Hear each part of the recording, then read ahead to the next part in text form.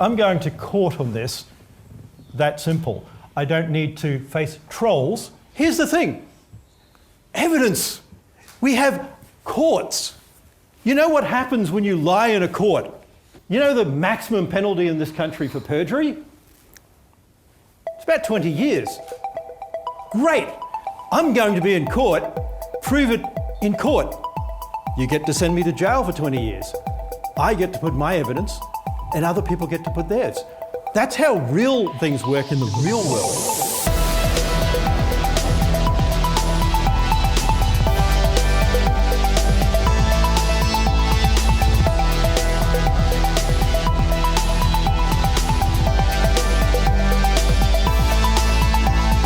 Broadcasting from Brisbane, Australia, this is The FOMO Show.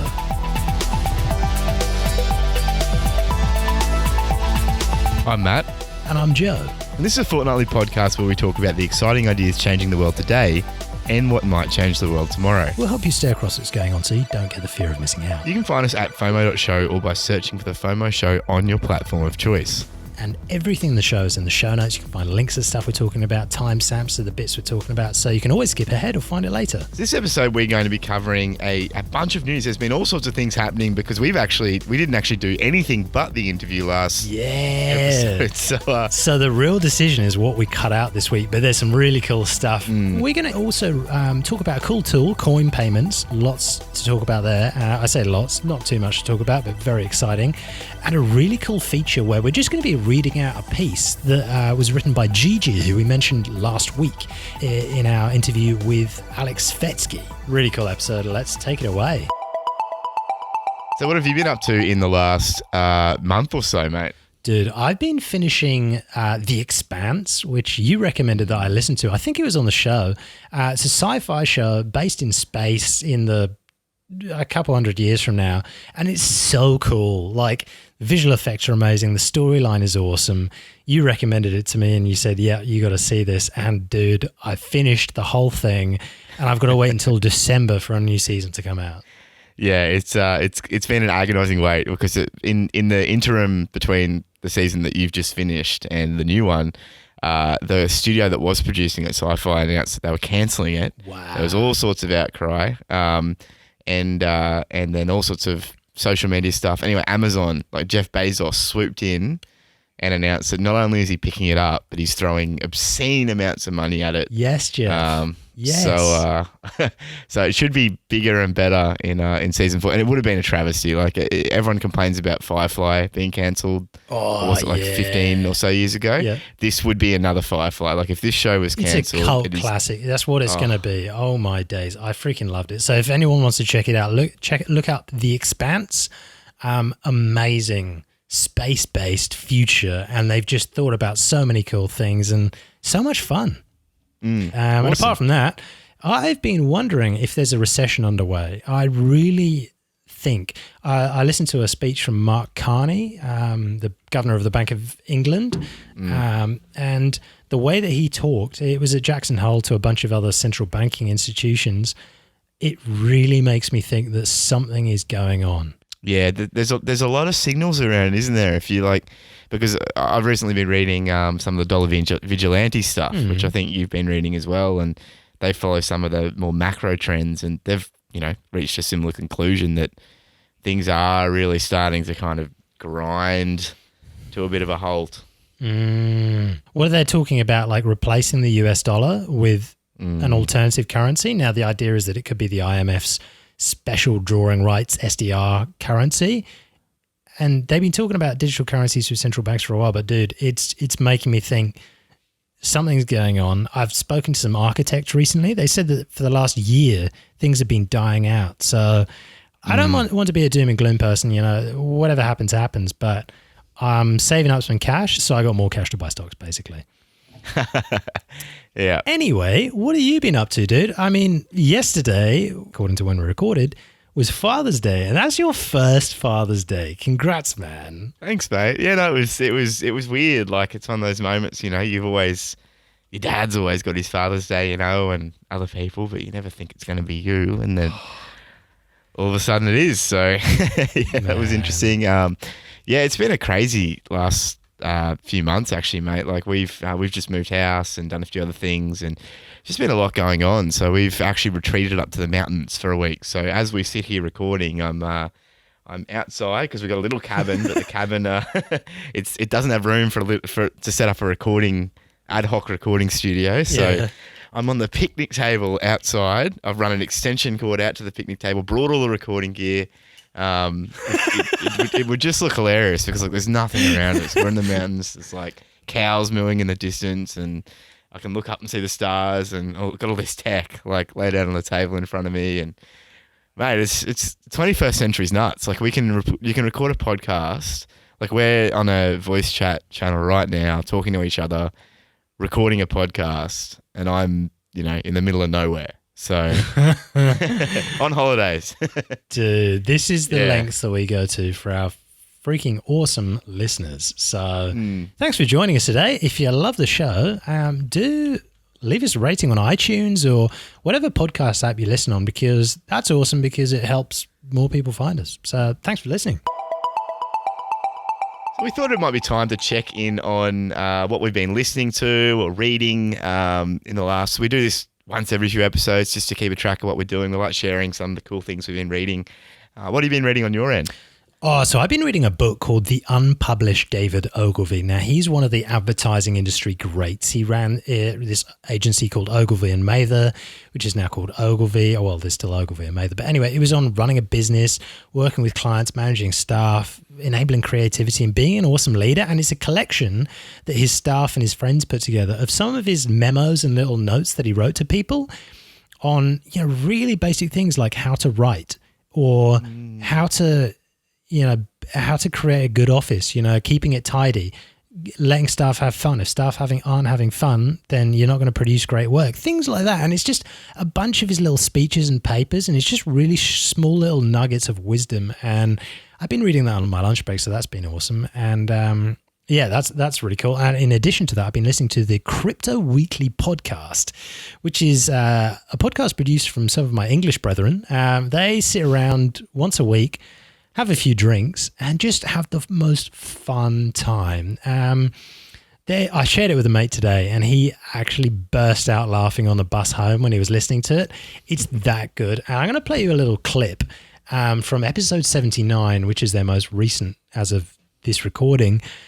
Just a little bit that they were talking about some news about some Ukrainians who plugged in a nuclear facility's supercomputer onto the Bitcoin network to mine, and the way they talk, it's just so fun. Here it is. Now it's time to move on to some more exciting news, which is that some absolute mad lads in a nuclear power plant have been siphoning off some energy and mining cryptocurrency with it. They certainly have, Ken. We're over in the Ukraine. We are on the premises of a nuclear power plant that isn't even supposed to exist. What? Now that is cool. It's a state secret, the location of this place. What? Yes. That is why the Special Intelligence Service of the Ukraine arrested these however many lads it was, like 3 lads with a handful of ASICs in a nuclear power plant. They were obviously viewing this... Plugging directly into the enriched uranium. Yes, Ken. So it doesn't sound like it was a massive operation. They listed the inventory that they seized within like a couple of sentences. It sounds like a handful of ASICs, like the extension cables. They listed all kinds of stuff, but it doesn't seem like it was... there was warehouses full of this stuff. It was apparently all contained within one office, and you'd also have to think they'd do this surreptitiously, so they couldn't just fill the floor to ceiling full of ASICs. So it doesn't sound like a major operation in terms of scale, but the seriousness comes into play when anytime you're talking about anything to do with the nuclear power industry, obviously, because, everyone's falling for the radiation memes. So like people take this kind of stuff very, very seriously. Not only that, Ken, but this isn't actually the first time we've seen this. Because earlier, I think it was early last year, and I'm pretty sure we covered this story as well, a couple of cheeky breekies over there in Russia they did something far worse in their nuclear power plant, because they They went full cheeky breeky and attempted to take the air-gapped supercomputer used to control the nuclear power facility and link it to the internet to mine Legend. cryptocurrency. Wow. What could possibly go wrong? So, I mean, lads, as someone who's always looking for an edge himself, I get it. Like, there's a supercomputer right there, and there's all these donks outside the wall with their ASICs and their Antminers that you're absolutely going to wreck. Believe you me, I get it. But come on. Did you not think that plugging a supercomputer that runs a nuclear power plant into the internet could have some adverse effects? Think about it, mate. If you get some of the ransomware, they ask for Bitcoin. Great point. Balances it out, baby. Yeah. So next time anyone decides to do this, can you hit us up? Because we know how to run a mining operation that is isolated from the internet. In a completely legal fashion. Yes. In a video game, etc. Allegedly. You don't need to plug a supercomputer into the internet for it to mine Bitcoin. Whoa, lad, that is breaking news. That's rather comfortable. That is a spicy one right there. It's almost like you know I what feel you're like doing, P-Money. I feel like the Crypto Weekly inbox might be getting absolutely inundated with a lot of emails in Russian. Yeah. Once again, Bitcoin proving that it's a net negative for the world. Poor Ukrainian boys cannot help but use what facilities they have available to them to mine crypto. These guys are just so great. So if you like that little nugget, do subscribe. These guys are awesome. So shout out to them. Amazing. Anyway, what have you been reading and listening to? Well, I mean, now I need to go back and listen to Crypto Weekly because I think I've actually listened to that podcast a couple of times way back in the day. But yeah. Just a bunch of British dudes having a good time. Yeah, so I need to go back and listen to that. But I've been reading a book called The Innovators, which is I've forgotten the name of the author now. But anyway, it's about all the different tech innovators throughout history. So it starts with Ada Lovelace, way back in the day when she built the first programming language. Kind of comes through the timeline to Alan Turing. Oh, this is written by Walter Isaacson. That's the one. He wrote Steve Jobs' Steve Jobs' biography. That's awesome. Yeah, it is really, really good. Like it's like a lot of it, some of it you'll feel like you'll already know, but a lot of it you won't. And he just has a way of kind of tying these threads throughout the whole book, which is awesome. So yeah, and I've been reading that. That's been really, really good. Can definitely recommend it, even just to get inspired and and also just for a bit of history on. Because the computer and tech revolution, or I hate to call it a revolution, but the evolution of computers and tech started a lot earlier than we typically think of. Like we kind of think of, well, even before the movie on Turing, like a lot of people didn't even know about Turing, but the stuff that people were doing like back in the 1800s and then the early 1900s was crazy, all sorts of things with vacuum tubes and all other sorts of bits and bobs. And yeah, like as is with a lot of different technological innovations, it kind of started slow.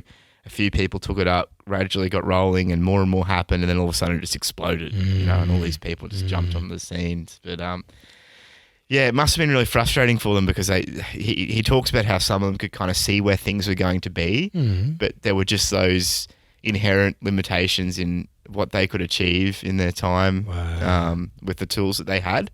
And really, really interesting book. What else have I been? So I've been reading a little LinkedIn book about how LinkedIn works and all the different bits and bobs in there because I spent a fair bit of time on there.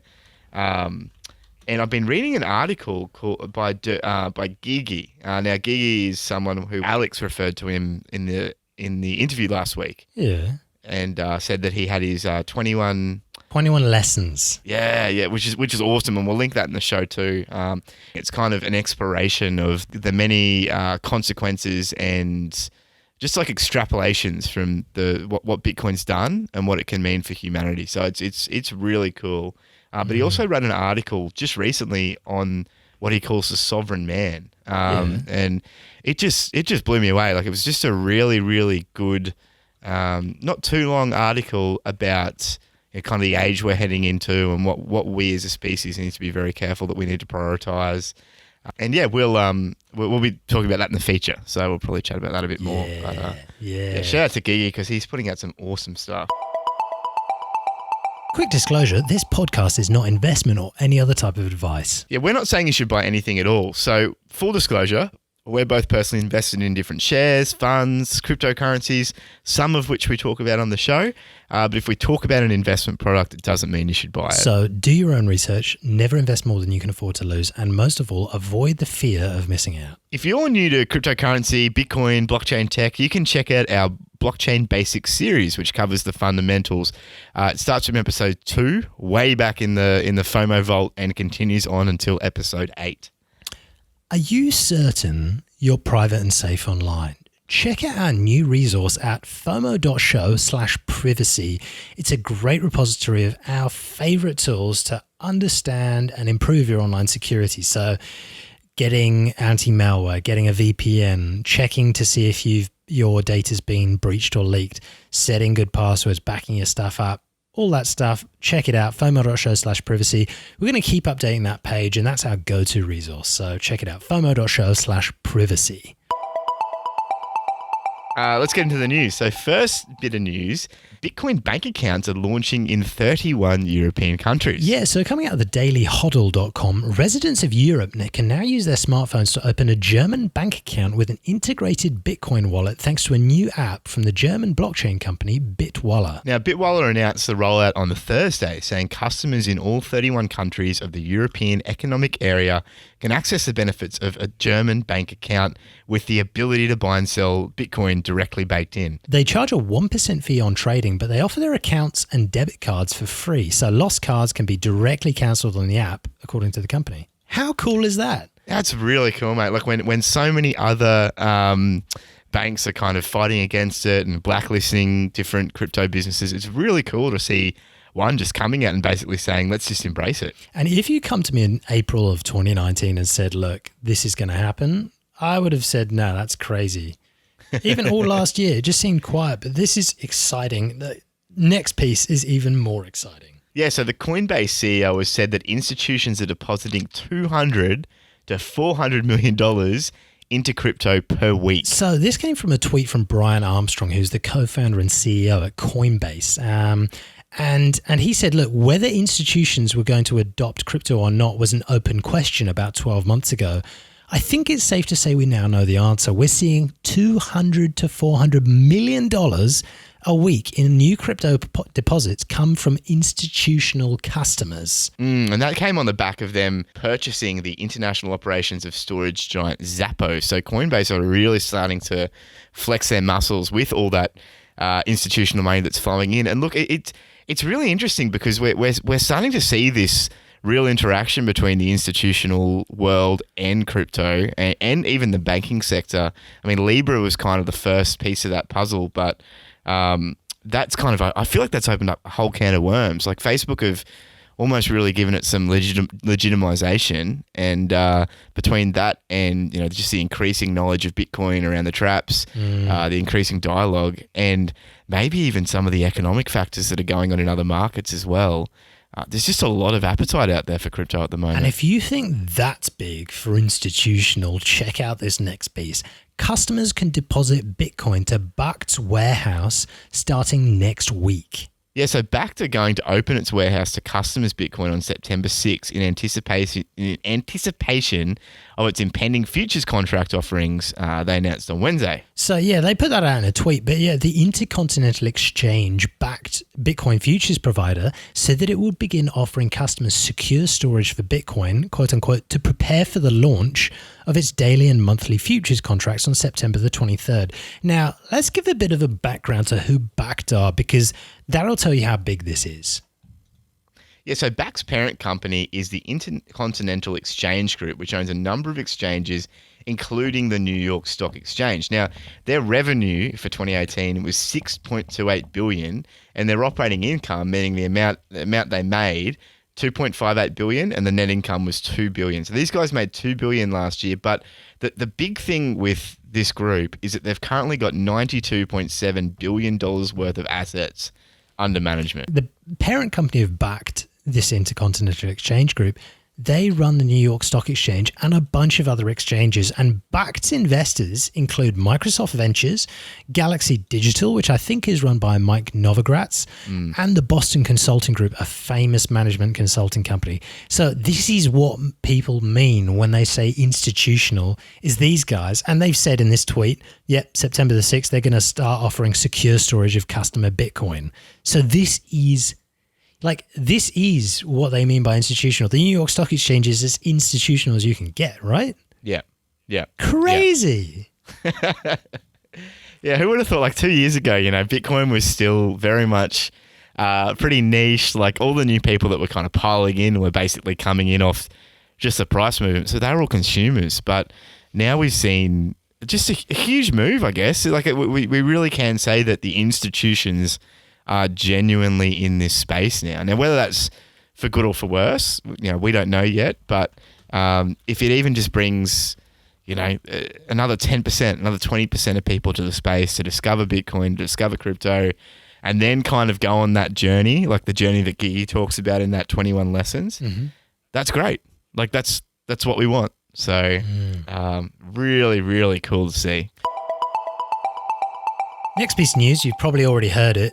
A judge has confirmed a ruling that Craig Wright is to forfeit 50% of his Bitcoin holdings for Bitcoin that he allegedly mined prior to 2014. Yeah, so there's no real knowledge from this as to whether he actually holds the Bitcoin that he's been ordered to forfeit. But because he said he held them, the court has essentially taken him at his word on that fact and said, well, you need to forfeit them. The reason he's forfeiting it is essentially because there's a guy called Ira Kleinman, and they allegedly mined their Bitcoin together prior to 2014. Sorry, who is Craig Wright, just for people who don't know? So Craig Wright is I hate to say it, but he's an Australian. He's Australian. Brutal. He's also the self-proclaimed inventor of Bitcoin. So Bitcoin was invented by someone called Satoshi Nakamoto, which was a pseudonym. None of us really know who he was. And he kind of stuck around for a while on forums, kind of got the project going, wrote the white paper, and then faded into obscurity. So where does Kleinman come into this? So Kleinman and Wright as well were involved in Bitcoin pretty early on. And when Bitcoin was in its early days, there was all this Bitcoin to mine. So all the guys who got into it really early, and another one was Hal Finney, and there were all sorts of other very early adopters. They got in and they mined a whole bunch of Bitcoin back when you could mine I think there were dozens and there dozens used to be of Bitcoin. 50 Bitcoin per block, I'm pretty sure. Yeah, it was something crazy. So they essentially got together and mined a whole bunch of Bitcoin, allegedly. Now, Kleinman was just another guy in the space. And him and Craig Wright essentially teamed up from what we've been able to piece together. And Wright since said that he holds a whole bunch of Bitcoin from this mining operation in what's called the Tulip Trust. It's like a trust where all these Bitcoins are sitting somewhere safe. And his estate, so Ira Kleinman died, and essentially his estate saw those statements, realized that, well, if you did it together with our dad or our granddad or whoever it was. Oh, he's the brother of Dave Kleinman. Yeah, so if you two mine that together, then 50% of that belongs to the Kleinman estate. Now, there was a lot of drama in the court case. You probably already heard about it if you're listening, but if not, do have a little search on Craig Wright and Dave Kleinman. You can find the background about it. But essentially, the brother is saying, look, you guys did this together. Let's give me 50% because 50% belong to my brother and I inherit off him or whatever it was. So they sued for half the Bitcoin holdings in this trust, alleging that Craig Wright defrauded the family's estate. The court recently found that Craig Wright had argued in bad faith, had perjured himself, and admitted false evidence during the motion. So we don't really need to say too much more. Craig Wright's words probably say it best, as we put in the intro clip. Yeah. So, but if you are interested, go read the court case because there's some great moments. There's some great moments. Next piece of news: 4 of 5 Bitcoin QR code generators are complete scams. Yeah, so this one comes from a report from Zengo, and they said that 4 out of the top 5 QR code generators listed on Google's front page are actually controlled by scammers. Now, for those of you that don't know, the Bitcoin addresses that you can send money to are actually really clever. You can put them in all sorts of different forms that people can copy and send money to you. And one of the ways you can do that is by essentially generating an address that also spits out a QR code on straight there on websites. When a user tries to create a QR code for their Bitcoin address on these malicious websites, these websites generate a QR code for the scammer's own wallet. So at least $20,000 can be linked to the malicious addresses, likely a fraction of the total amount stolen over the years. And I had no idea of this. I mean, you think that I think we have this inbuilt perception that anything on the front page of Google that's kind of high up is probably going to be legitimate. But that doesn't seem to be the case. But that's only maybe because it's easy to use and lots of people link to it. And that doesn't necessarily mean that it's the best. So, yeah, crazy stuff. So be careful out there. Yeah. Next bit of news. Portugal's tax authority has said that crypto trading and payments are tax-free. Yeah, so the European country's tax authority recently clarified that. So local business newspaper, Journal de Negócios, I don't know how to speak Portuguese, they reported the news earlier this week saying that the authority has said that both cryptocurrency trading in real currencies and remuneration in cryptocurrencies are exempt from value-added tax. The agency also reportedly provided clarification to a local cryptocurrency mining company in an official ruling document. Now, the big thing to say too is that there's no income tax on cryptocurrency earning countries per that report as well, which means that if you wanted to move to Portugal, you could get your pay in Bitcoin or any other kind of crypto, and you wouldn't have to pay any kind of income tax as long as you're a tax resident in Portugal. Yeah, and you just lose it all when you generate a QR code. That's right. So yeah, there's your tax.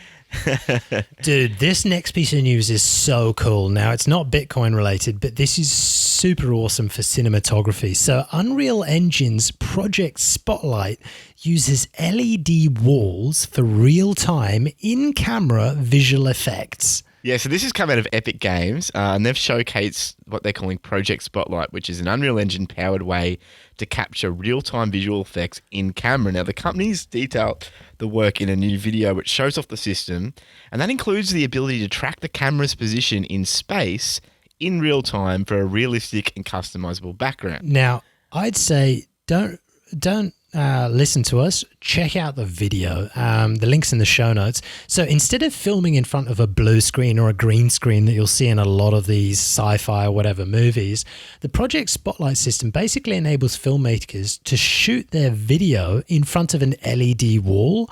Now, the camera has like 3D space stuff attached to it, so the LED wall updates the background according to the position of the camera. So creators can digitally manipulate their 3D virtual scene whenever necessary in real time or whatever, and the LED walls adjust instantly for realistic background stuff.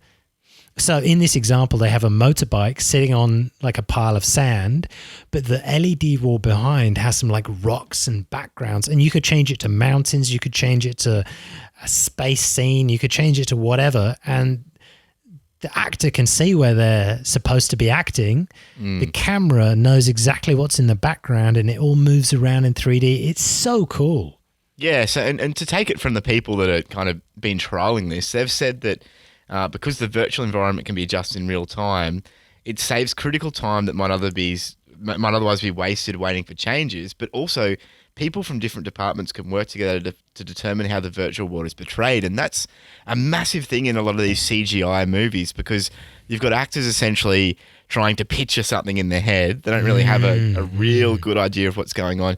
You've got all these different departments, like, and you think about it, like at the end of a movie, you watch those credits roll. Some movies it rolls like 10 minutes, you know, and it's like, it's still going pretty quick. These projects are huge. And so you've got all these different departments with all the different parts, but everything comes together at filming. You know, that's kind of where you need most of the attention. And this actually gives them a way to essentially say, okay, now we're doing this, and up it shows up, and then another department can say, oh, actually, I think we need to tweak this for this reason, and it can all be done there essentially while the actors are still there too.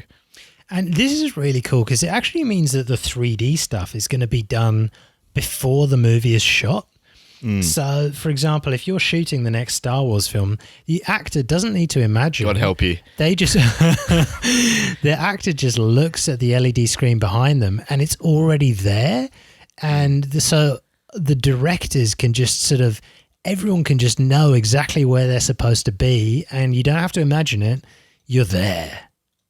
Wow. And that's just the beginning. I can imagine that it's probably going to start with one LED screen, but it's pretty soon going to be a sphere of LED screens, and everyone's going to be, basically feel like they're in the environment. And Crazy.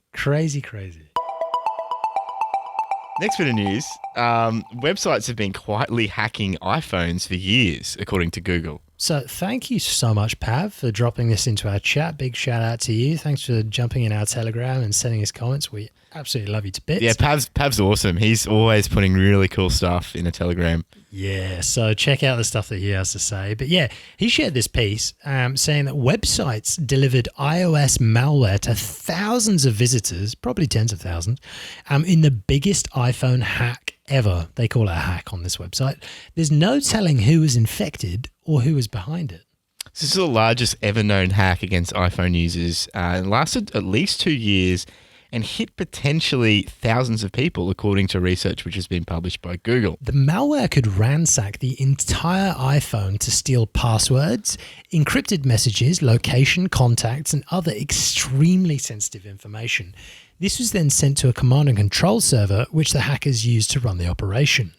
Now, the scope, execution, and persistence of the unprecedented hacking campaign points to a potential nation-backed operation, but the identity of both the hackers and their targets is still unknown. And the data that was taken is the quote-unquote juicy data, according to Jonathan Levin, who's an author of 3 books on the internals of Apple's operating systems. Yeah, so he said take all the passwords from the keychain, location data, chats, contacts, etc., and build a shadow network of connections of all your victims.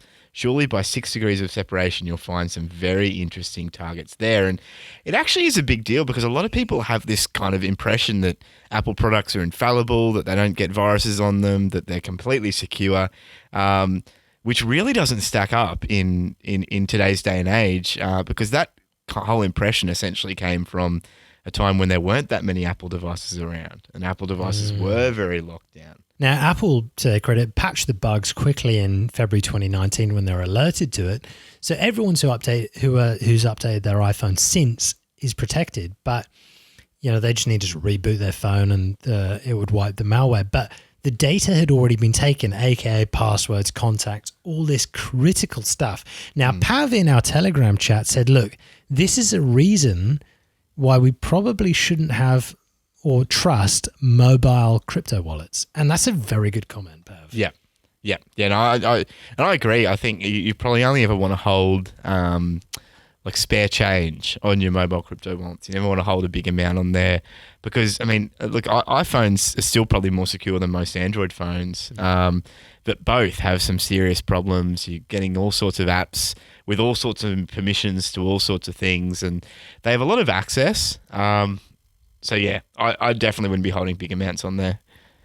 Get a ledger. Yeah, a hardware wallet or just paper wallet. Stick to those. I told you I got myself a ledger recently, didn't I? No, you didn't. Wow. Oh yeah, I just so I kind of thought it was time. I've been storing things on different software wallets, kind of air gapped and all sorts of stuff, and I was like, I've just been stingy. I was like, I don't need a hardware wallet, but I thought it's probably time I get one. So yeah, got the ledger. Man, it works really well. It's awesome. I'm really, really impressed with it.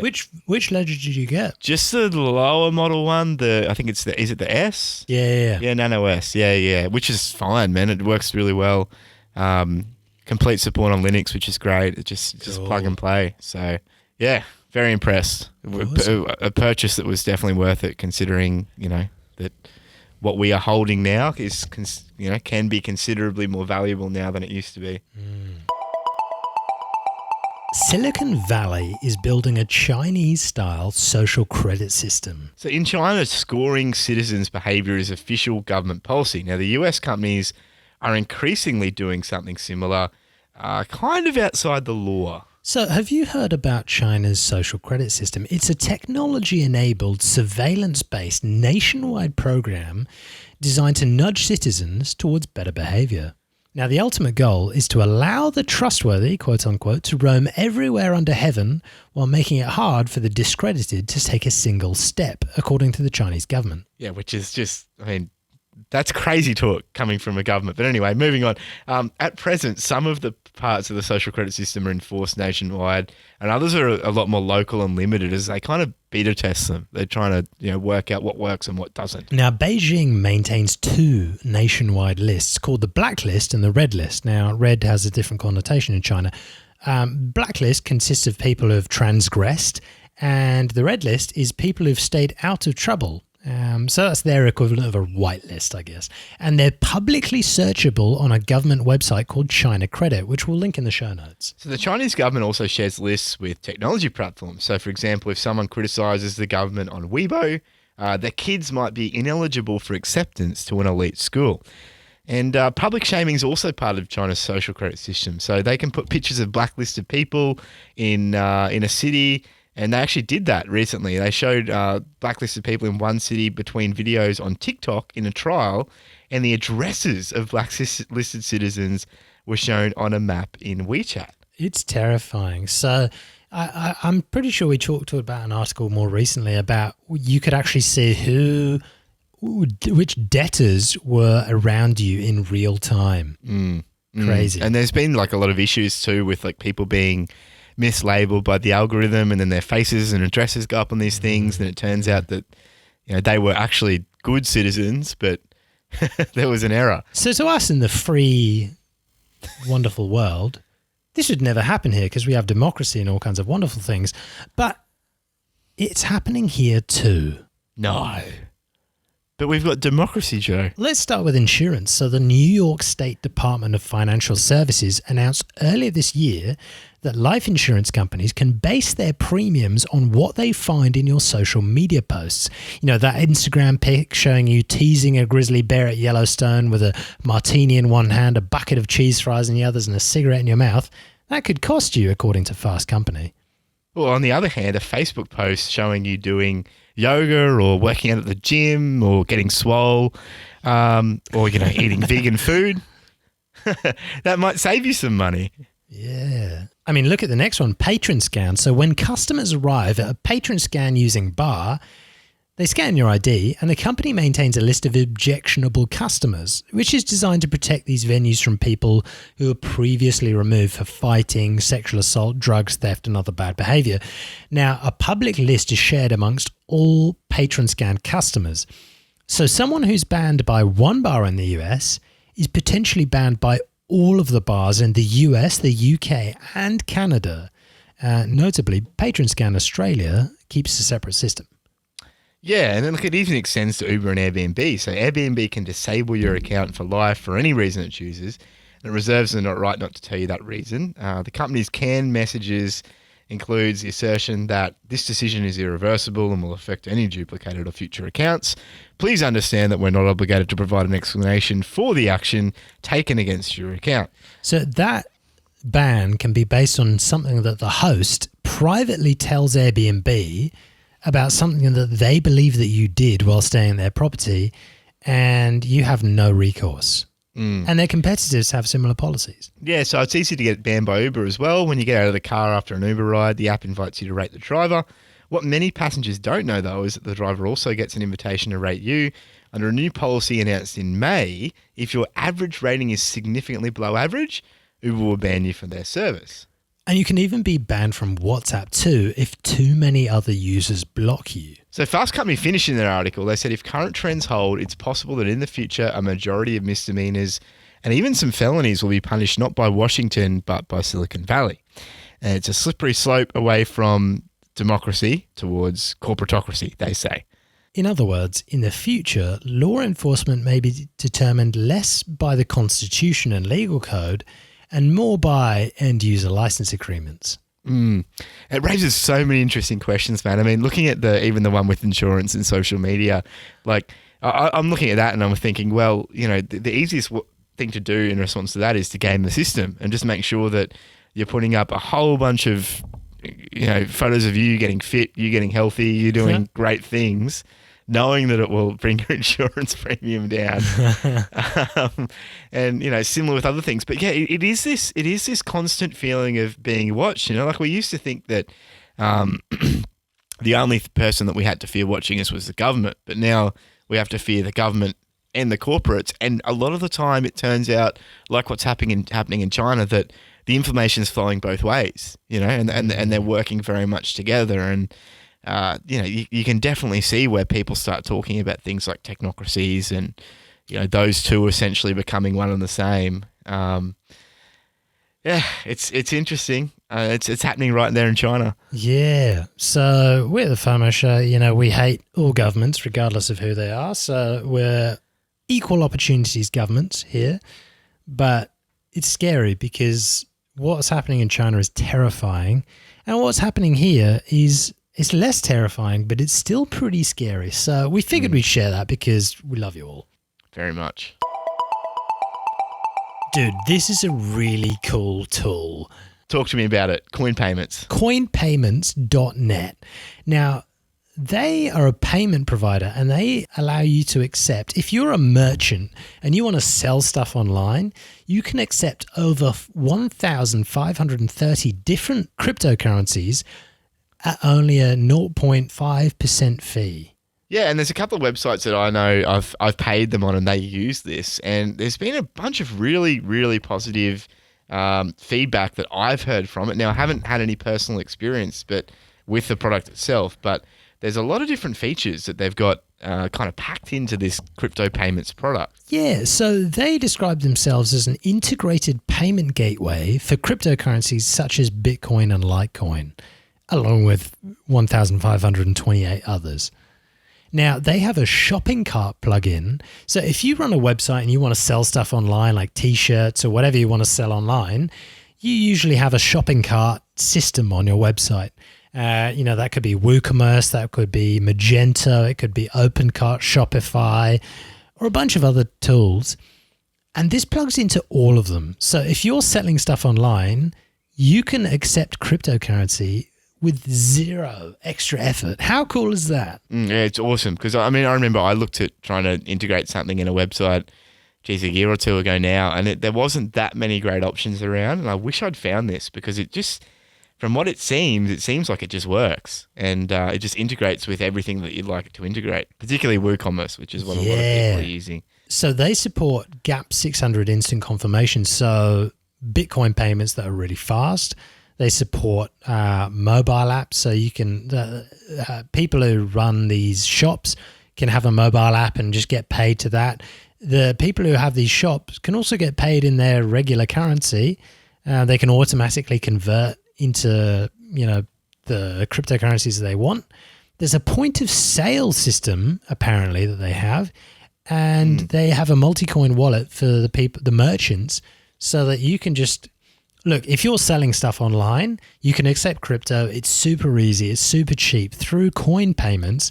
And this is freaking awesome. Yeah, it's so cool. So, like we said, we don't have any personal experience with the product itself, running it from the merchant end. But if it's something you're looking at, please just give it a crack. Let us know what you think, because it was really cool to stumble across this and see just how fleshed out this product is. And yeah, if we're going to do this crypto thing, we need to be able to take payments online. That's part of the benefit. Yeah, and according to them, over 2.3 million vendors across 182 different countries use coin payments. So check it out, see what it's like, and we'd love to hear from you if you are using it. Awesome. Wherever you're joining us from, it's a pleasure having you here. Yeah, why not drop into our Telegram channel and say hello? It's a FOMO.show/Telegram. All right, so we recently stumbled across an awesome article by Gigi on the rise of the sovereign individual. Now, you sent that to me the other week. I read it, and we reached out to Gigi and said, dude, can we please read this aloud on the show because it's such a good piece. He said, look, sure thing, go for it. Make sure to also talk about the people who I published it for. So we gave him a massive shout out when we did the last episode with Alex Fetsky, who we interviewed, mentioning Gigi's 21 Lessons piece, which you can find at 21lessons.com. And that was instrumental in Alex's Bitcoin journey. And it's free to read, and there's an audiobook version as well. And the audiobook versions are really cool. I'm kind of making my way through that myself. But this time he's written a great piece for Bull Bitcoin blog. And Bull Bitcoin are, in their own words, the Canadian alternative to Coinbase and BitPay. And this piece is called The Rise of the Sovereign Individual. And we thought, look, we love it so much. Why not just do a little bit of an audio narration here by the voices of the FOMO show of this article, and then we'll have a little bit of a discussion afterwards because it was so profound for both of us that we thought we didn't really just want to summarize it. We wanted to actually read it and kind of get it out there. So let's take it away. Thank you so much for writing this, Gigi. It's awesome. Not too long ago, the internet was a fringe phenomenon. Very few people saw the benefits of a global communications network. Even fewer people had the vision and the foresight to see what it might enable. Now today, most people take the internet for granted. It's simply expected to be there, like running water in your home. Even before the internet became ubiquitous, technologists and visionaries realized the potential of this transformative technology.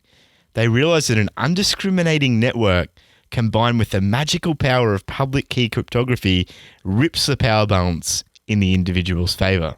Now, eavesdropping, resistant communication, which can't be stopped, is poison to authoritarian regimes, which, after all, are in the business of suppressing and controlling the flow of information. If people are still able to communicate and assemble, they can rise up and speak truth to power. We saw the liberating potential of communications technology during the Arab Spring, and we continue to see individuals rise up and fight authoritarian rule today. Now, what the cypherpunks understood 30 years ago is starting to play out right before our eyes.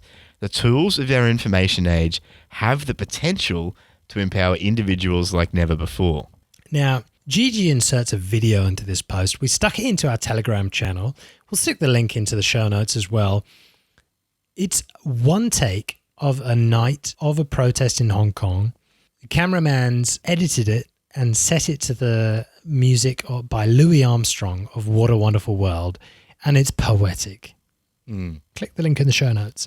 Awesome. So the next bit of the article is titled The Freedom to Transact. And it says, as I'm writing these lines, hundreds of thousands of people are marching in the streets of Hong Kong, protesting against an extradition bill proposed by the government. As always, protests like these shine a light on the current power balance between individuals and the powers that be. Unfortunately, the current system of surveillance, automated facial recognition, and cashless transfers enables not only a single point of failure, but also a single point of control in times of unrest.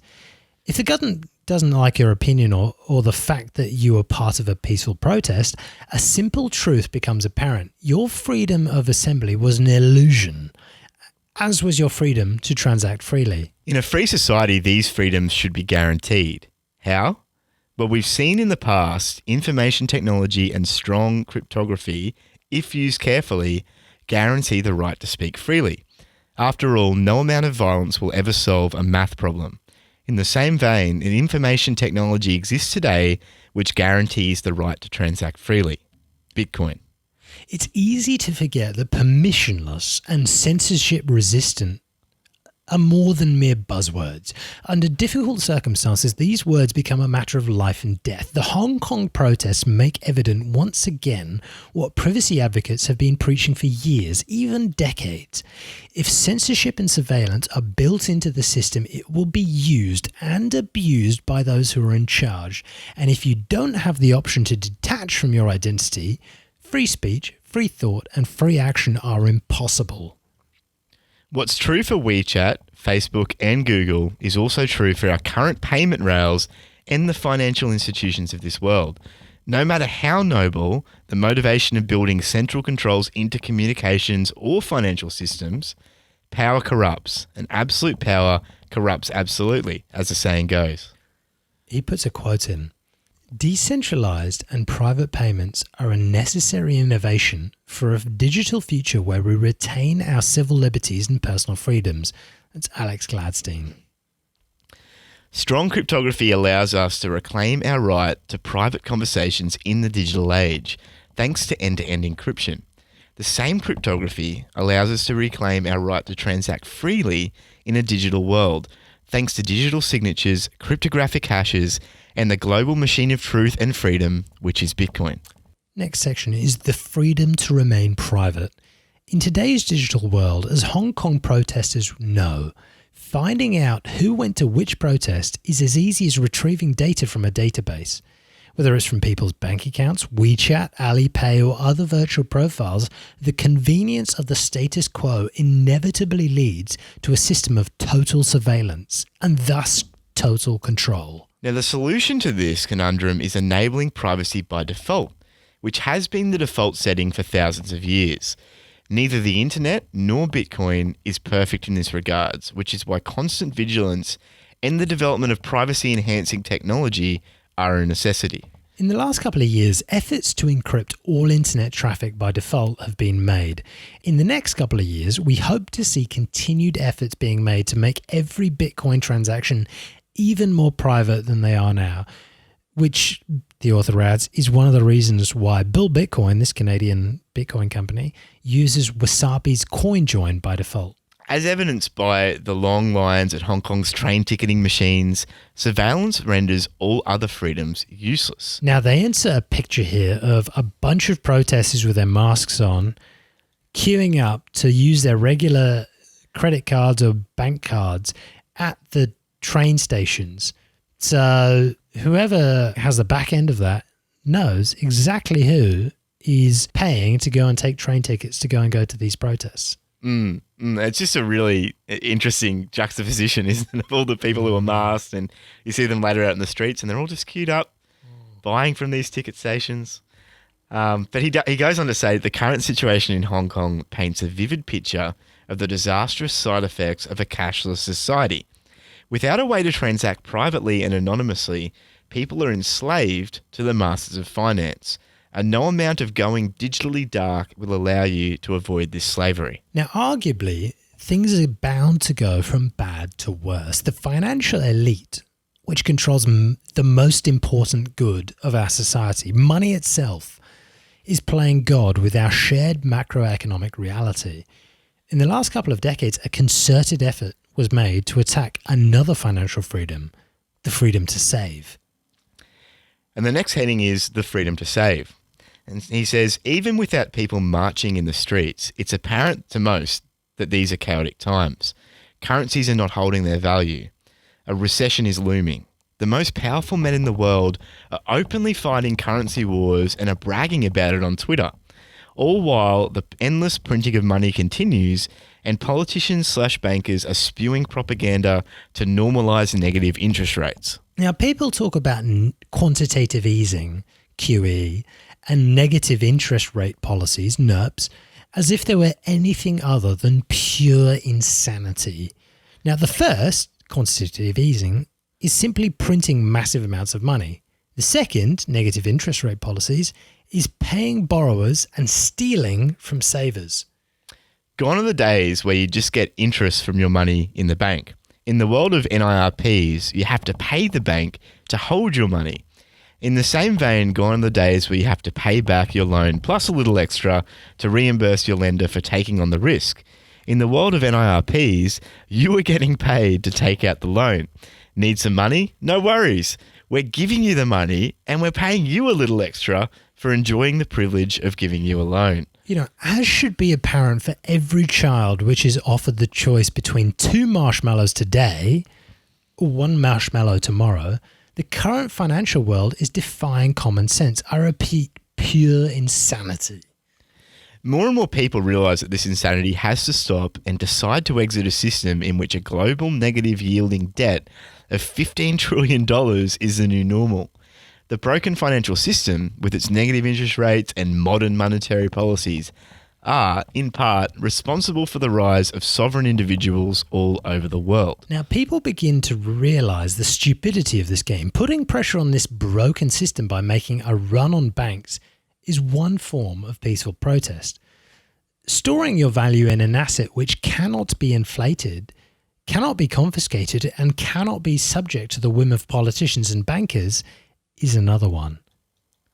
And there's a quote here from Matt Odell. It says, Sats, or Satoshis, which are the smallest unit of Bitcoin, are my safe haven. Bitcoin is quickly becoming a safe haven asset, especially for people who don't have easy access to more quote-unquote stable currencies than their own. On a long enough timescale, Bitcoin offers stability in a world of global instability. It guarantees the right to save. Nobody will be able to take away your sats. You have to give them away willingly. So the next heading is building towards a sovereign future. It says that people are fed up with the tyranny of the banks, the tyranny of the state, the tyranny of Facebook, WeChat, Sina Weibo, and everything else which is too big to fail. It's our collective responsibility to build a better future, a future where the freedom to transact, the freedom to remain private, and the freedom to save your wealth over time are guaranteed. In the words of the United Nations, the same rights and freedoms people have offline must also be protected online. We want to help build a world which enables sovereign individuals to strive, a world where every individual, and every company for that matter, can use freedom-enabling technologies as they see fit without asking anyone for permission.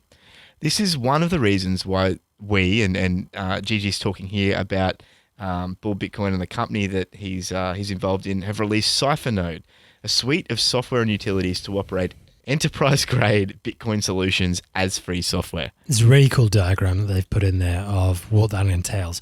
But they say, while it's debatable whether Bitcoin can literally solve every problem of the world, it's undoubtedly a big piece of the puzzle. Technologies which empower the individual are more important than ever before. Technologies which enable you to remain private, speak and transact freely, or tip the balance of power towards the individual in another way will be invaluable to the world we're heading towards. China is giving us a taste of what living in a dystopian surveillance state is like. You cross the street at the wrong place or the wrong time, and thanks to facial recognition, a fine is automatically deducted from your bank account while an algorithm adjusts your social credit score downwards. You pay for a bus ticket to take part in a peaceful protest, and you're at risk of being erased from the central registry, effectively erasing your ability to live a normal life as a citizen. It might happen today, it might happen tomorrow, or at any point in the future. The surveillance state does not forget. The tools to guarantee freedom for all exist today. They're just not evenly distributed, not well understood, and not widely deployed. However, with every passing day, more and more people are realizing what kind of power is in their hands. And they finish by saying, we encourage you to stay strong. We encourage you to keep on building. We encourage you not to give in to tyranny. We, and many people like us, will do our best to build towards a better future. Stay safe out there, and don't forget to buy Bitcoin. Perfect. So what are the big takeaways from this that you had? Yeah, so the first one for me was obviously the freedom to transact point. And I think it's just really interesting because Gigi did a really good job at shining a light on the fact that that's actually something we need to think about now. Like, he said there for thousands of years, it's never anything that we've really needed to think about, the freedom to transact, because trade has always been peer-to-peer. It's always been person to person, generally cash-based, like generally you're exchanging some kind of physical instrument. It's only been very recently that has been abstracted, to like a digital unit somewhere, and also then detached from an actual physical object like gold. Like now it's well, who knows what it is really? None of us really know. It's like the guarantee of the government that your unit of exchange is worth a certain amount, but it basically saying that in a cashless society in the future, we may not have the freedom to transact, which is such a basic human right that I don't think the Universal Declaration of Human Rights even talks about it. Does it? Wow. I don't think so. I don't think it does. It's such a given, Yeah, that's such a good point because it's all been just free. Like they may mention in there about free trade and commerce, which is essentially the same thing, like individuals being able to buy and sell. I mean, we haven't had that for a while anyway. There's been, restrictions on buying and selling different plants to each other and other things. But you saw what the prohibition was a great example of what that leads to and what that has led to in a lot of our societies. And I mean, the QE one stood out for me, and I think you've probably got more to say on the QE issue than me. Dude, I think printing money should be illegal. But no, you're right about it hasn't, as far as I've read, it's not a human right to be able to spend.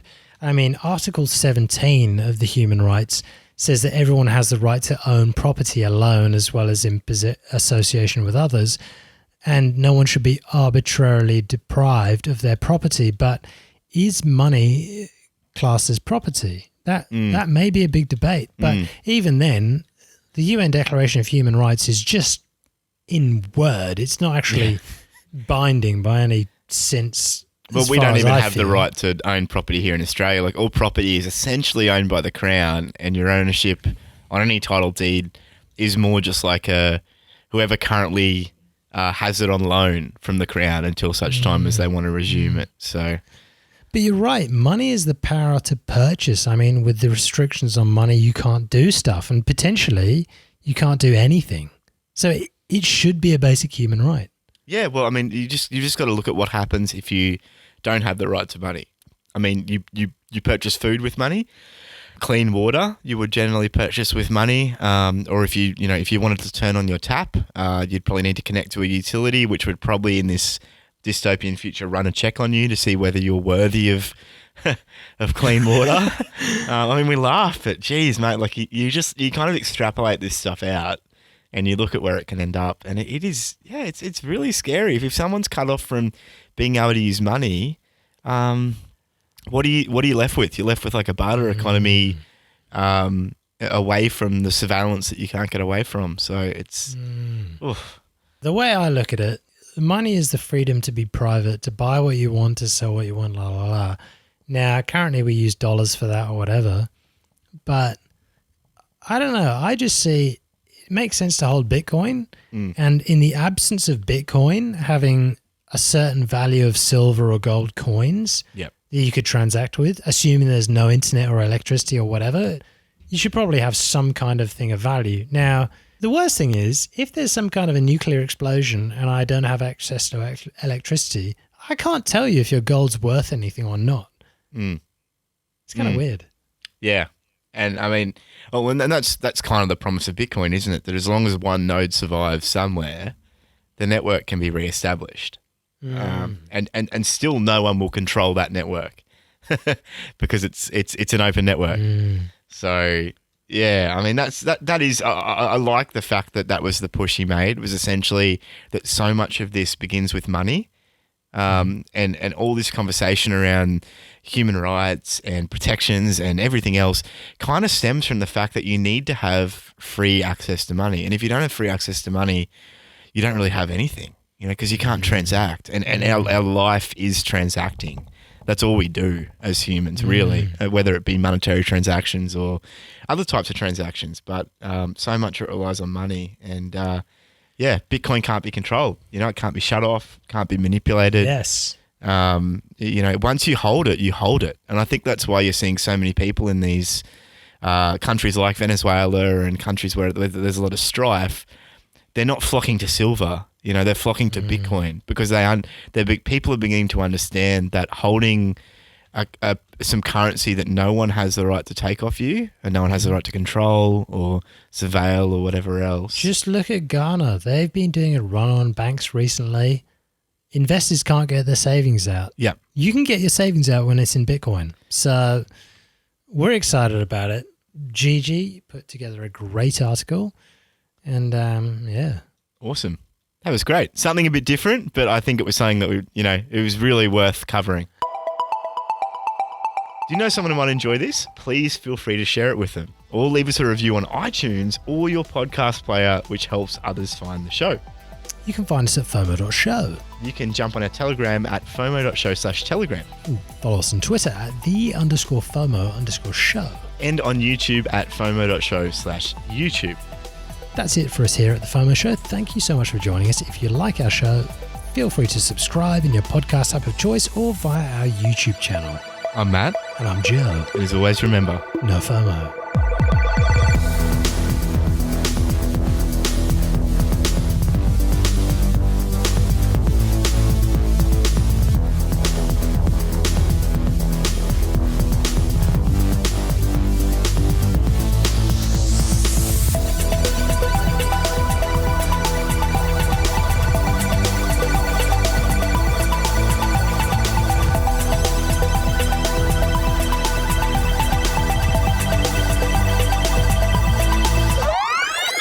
Zero. And we're live. I swear my watch beeped at the same time as you said 0. Ooh. Yeah, it definitely did. 10 seconds past 20. Geez, how do they say it in military speak when you get to 20? 2000? Do they still say 2000. Hold on. My clock says it's 1955. Yeah, I set mine 5 minutes fast because I'm always late. Oh, yeah. Now that is smart, dude. Yep. I still end up That's very being smart. late to things, even though. Not a single outtake was had that day.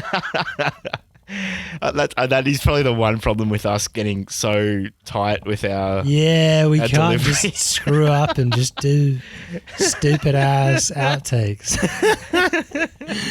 Oh, mate. I think when we both got a bit more time just to chill out and sit down before and after the recording, that's when the outtakes generally come. I reckon we need an in-person episode. or Yeah, something I think we soon. do, man. I think. At some point, Yeah, though, we'll get Although, like, you listen to the. I've been pleasantly surprised, like, listening to the recordings back. You don't notice that we're not in the same room. Oh, You know, cool. like you don't Cool. really like it. It doesn't really. It hasn't really had a detrimental effect on Yeah. our episodes themselves.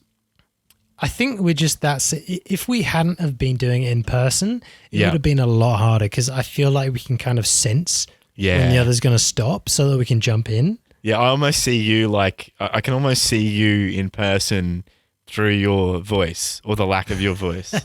I can almost see what you're doing. You know, I'm a bit creeped out, though, really.